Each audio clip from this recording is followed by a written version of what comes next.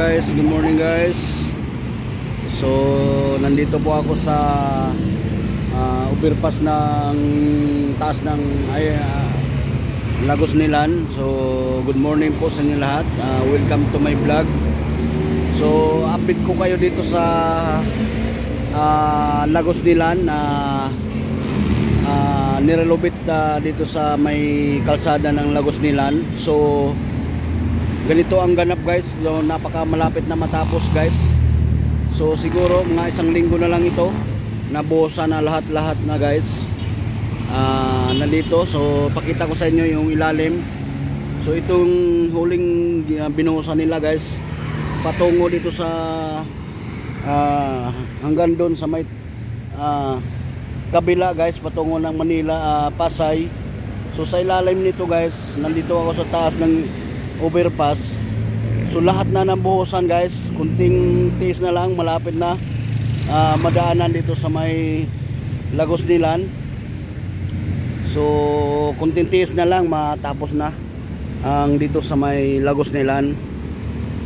Yung mga motorista malapit na makakadaan dito sa may Lagos Nilan mga kababayan. So pasalamat tayo sa ang lungsod ng Manila, lalo na sa ating mahal na mayor Lacuna, lalo sa mga kawani nila na DPWH na talagang binago nila guys ang kalsada. So hindi na mahirapan ng ating lahat ng mga motorista, na hindi na lubak-lubak. Pinatibay talaga lalo yung Lagos nila na daanan ng ating mga kababayan na motorista. So napakaganda na guys, mo kunting tiis na lang ating mga kababayan na motorista, mga kababayan. Kunti na lang tinatapos nila. So yan mga kababayan, update ko kayo dito sa Lagos Nilan, ang lungsod ng Maynila. Shout out sa inyo lahat at morning po. Ayan o mga kababayan, napakaganda dito sa harap ng lungsod ng Manila. So shout out po sa mga ating mga sekretary ng DPWH na pinapaganda lalo nila dito sa lungsod ng Manila. Ayan guys, so itong diretso na to guys, patungo ng Quiapo, yan Quiapo, Divisoria. Dito muna sila dumadaan yung iba kasi bawal pa dito dumadaan, pero kunting tiis na lang talaga, malapit na mga kababayan ng Lagos Nilan. Madaanan na ito, hindi na mahirapan natin mga kababayan saan paikot-ikot, saan dumadaan yung iba. So maraming ibang na first time na pumunta dito sa Manila, may dalang sasakyan na hindi na alam saan iikot. O ganun pa man, marami namang mga sign na ating mga gawa ng ating mga DPWH, mga MDA, may nakalagay na sign na saan sila pupunta, saan sila patungo. So malapit na ito, baka hindi na abutin ito ng December mga kababayan. Ayan, ito yung mga empleyado nagbabantay dito sa Lagos Nilan. Ayan, shout out po sa ating mahal na mayor Lacuna at mga sabay niya at sa mga kawani nila na MMDA, DPWH. So ayan guys, yan, iikot ko kayo dito sa may Manila City Hall, harap ng Manila City Hall. Malapit na, kunting tiis na lang, malapit na tapos madaanan na ito ang ilalim ng Lagos Nilan. So yan, update ko kayo dito sa nirelobit na kalsada sa ilalim ng Lagos Nilan. So yan guys, mga kababayan ko. So kunting tiyaga na lang, malapit na ito matatapos mga kababayan. So napakaganda ang gawa nila mga kababayan, malinis. Hindi ko lang alam nito na papatungan baba nila nitong i-asfalto o diretso ng ganito na kalsada. So hintayin natin mga kababayan na kailan ang opinion nito. Kunting-kunti na lang talaga. Patsi-patsi na lang ang gawa nila nito, mga kababayan. So malapit na matatapos ito. O yan o, patuyo na lang. Yung iba sa gilid gagawin simento na lang. Patsi-patsi na lang ang gagawin nila, mga kababayan. Ayan. So good morning po sa mga ating mga OFW all over the world. Shout out po sa inyo lahat, ating mga bayani na OFW. Shout out po sa inyo lahat at good morning. Iba't ibang mga professional sa labas ng ating bansa at iba-ibang mga worker. Good morning po sa inyo lahat at mayong buntag. So update ko lang kayo dito sa Lagos Nilan. Kahit malayo man kayo, makikita nyo pa rin yung mga ganap dito sa Maynila na lalong pinapaganda at lalong pinapa-improve ang mga kalsada dito sa Kamaynilaan.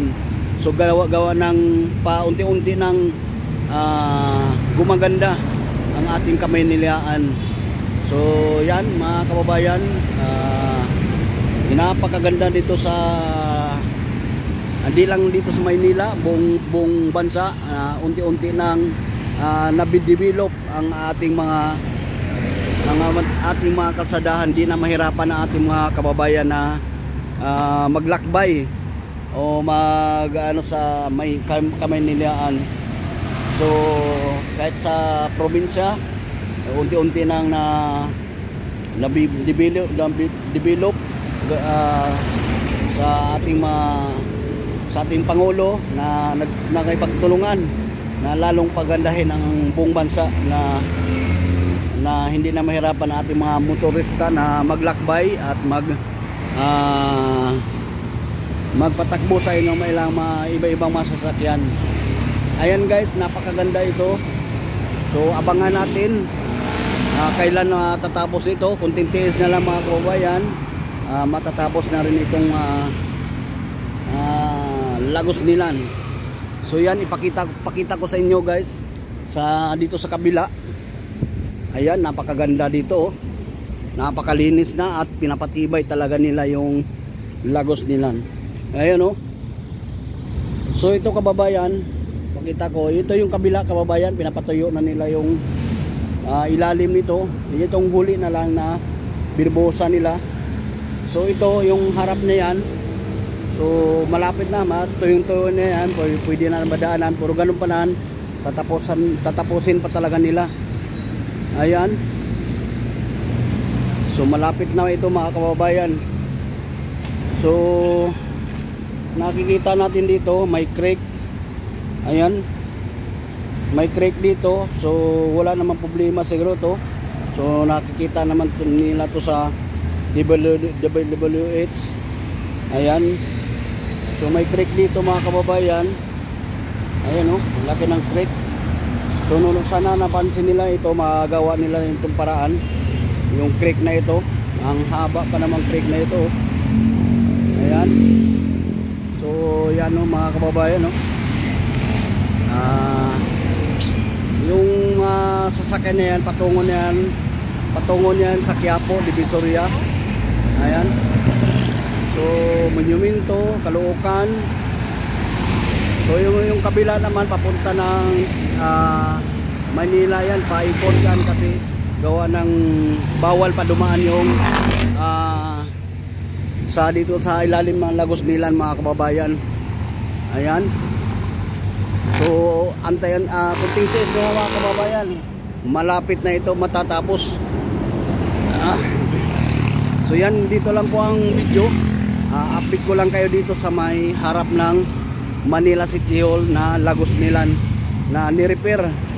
Lalong pinapatibay nila dito sa mga nag-maintain dito sa mga kalsada ng DWH sa gawa ng lungsod ng Manila. Pinapatibay at pinapaganda lalo nila, parang hindi na mahirapan yung ating mga motorista maglakbay. So yan, mga kababayan, Shout out po sa inyo lahat at good morning, mayong buntag sa inyong tanan. Kunting tiris na lang mga kababayan, malapit na matatapos na itong Lagos Nilan. Yan, maraming salamat po. Shout out po sa inyo lahat, Luzon, Visayas, Mindanao, samantayong sulok sa ating bansa. Shout out sa inyo lahat at good morning. So yan, dito lang po ang video. Kunting tiis na lang, malapit na madaanan ng Lagos Nilan. Bye bye, God bless po sa inyo lahat. At huwag natin pagkalimutan ang ating Panginoon, na lagi tayong magdasal sa ating Panginoon, na palagi tayong malakas ang ating mga katawan, mga kamabayan. So huwag natin kalimutan, lagi tayong magdasal. God bless sa inyo lahat.